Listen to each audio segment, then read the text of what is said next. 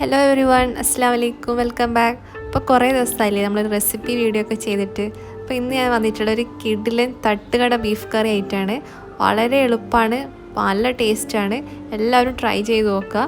പിന്നെ video subscribe ചെയ്യാതെ കാണുന്നവരുണ്ടെങ്കിൽ സബ്സ്ക്രൈബ് ചെയ്യുക. അപ്പോൾ വീഡിയോയിലോട്ട് കിടക്കാം.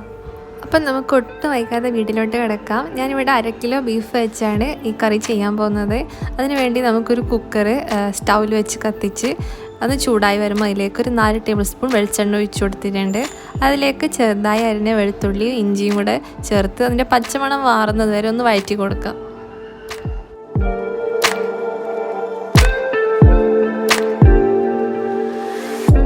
ഇതിൻ്റെ പച്ചമണമൊക്കെ ഒന്ന് മാറിക്കഴിയുമ്പോൾ ഇതിലേക്ക് ഒരു സവാള അരിഞ്ഞത് വലിയൊരു സവാള അരിഞ്ഞത് ചേർത്ത് കൊടുത്ത് ഒന്ന് വഴറ്റി കൊടുക്കാം.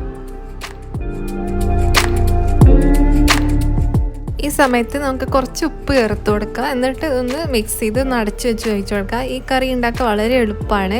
നമ്മൾ നാട്ടുപുറത്തൊക്കെ കിട്ടുന്ന തട്ടുകടയിൽ കിട്ടുന്ന പോലത്തെ സെയിം ടേസ്റ്റിലുള്ള ഒരു ബീഫ് കറിയാണ്. വളരെ എളുപ്പമാണ്, പെട്ടെന്ന് തന്നെ ചെയ്തെടുക്കാൻ പറ്റും കുറഞ്ഞ സമയം കൊണ്ട്.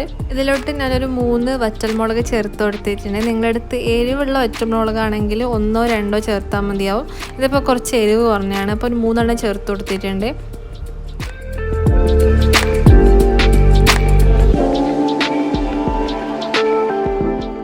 അടുത്തായി നമുക്ക് കറിയുള്ള അരപ്പ് തയ്യാറാക്കിയെടുക്കണം. അതിനുവേണ്ടി ഒരു മിക്സിയുടെ ജാറിൽ 3-4 ഏലക്കായ്, 2-3 പട്ട, പിന്നെ 3-4 ഗ്രാമ്പൂ, അതിലോട്ട് 2 വറ്റൽമുളക്, എരിവുള്ളതാണെങ്കിൽ 2-3 എണ്ണം എടുക്കുക, എരിവ് കുറഞ്ഞതാണെങ്കിൽ 5-6 എണ്ണം എടുക്കുക. പിന്നെ വേണ്ടത് കുറച്ച് വെളുത്തുള്ളി, 3-4 അല്ലി വെളുത്തുള്ളി. പിന്നെ നമുക്ക് ഇതിലോട്ട് മുഴുവനായിട്ടുള്ള കുരുമുളക് വേണം.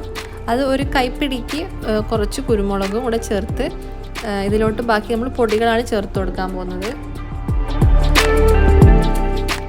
ഇതിലോട്ട് 1 table spoon red chilli Kashmiri powder, നല്ല കളറിന് വേണ്ടിയിട്ട് കാശ്മീരി പൗഡർ ചേർത്ത് കൊടുക്കാം. പിന്നെ സാദാ മുളക് പൊടി, എരിവുള്ള മുളക് പൊടി 1/4 ടേബിൾ സ്പൂൺ ചേർത്ത് കൊടുത്തിട്ടുണ്ട്.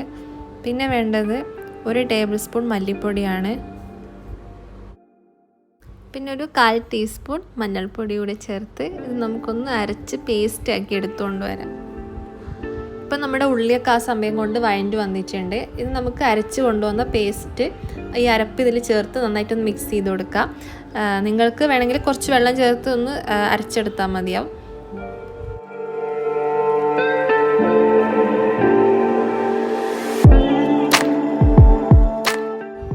ഇപ്പം ഇതാ എണ്ണയൊക്കെ തെളിഞ്ഞ് വന്നിട്ടുണ്ട്. അരപ്പൊക്കെ നന്നായിട്ട് എണ്ണയിൽ നന്നായിട്ട് മൂത്ത് ആ എണ്ണയൊക്കെ ഒന്ന് തെളിഞ്ഞ് വരുമ്പോൾ നമുക്കിതിലേക്ക് കഴുകി വൃത്തിയാക്കി വെച്ച 1/2 കിലോ ബീഫ് ചേർത്തൊന്ന് മിക്സ് ചെയ്ത് ആ പാകത്തിന് ഉപ്പും എരിവൊക്കെ ഒന്ന് നോക്കാം.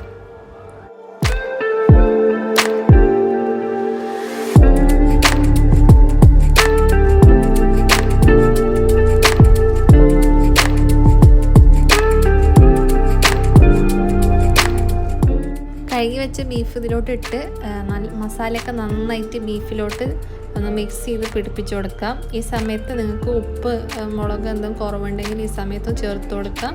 ഇനി നമുക്ക് ഇതിലോട്ട് കുറച്ച് നമ്മൾ നേരത്തെ അരച്ച് വെച്ച അരപ്പിൻ്റെ മിക്സിൽ കുറച്ച് വെള്ളം, നമ്മുടെ ജാറിൽ ഇച്ചിരി വെള്ളം ഒഴിച്ച് നമുക്ക് ഇതിലോട്ടൊന്ന് ഒഴിച്ചു കൊടുക്കാം. എന്നിട്ട് കുക്കറൊന്ന് അടച്ചു വെച്ച് മീഡിയം ഫ്ലെയിമിൽ ഒരു 6-7 വിസിൽ വരുന്നവരെ ഒന്ന് വെയിറ്റ് ചെയ്യാം.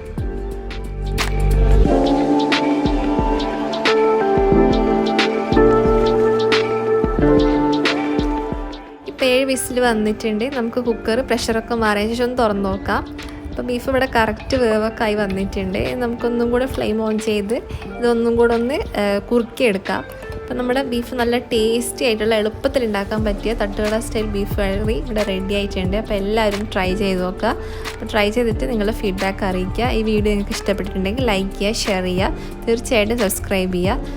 വീണ്ടും മറ്റൊരു വീഡിയോയുമായി കാണുന്നവരേക്കും ബൈ ബൈ.